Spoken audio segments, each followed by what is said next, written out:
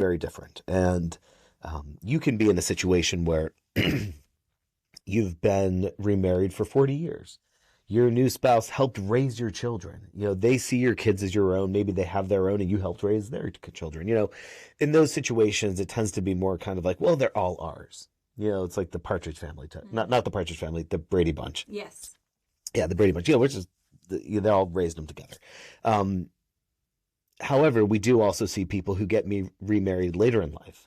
Oftentimes for companionship, maybe they're a widow or widower, and just want someone to share kind of those golden years with. And in those situations, it looks a little different because their kids are probably adults, 30s, 40s, 50s by the time they get remarried. And the idea of this new spouse treating their kids, their adult children, as their own. The adult kids are like, I don't know this guy. Yeah.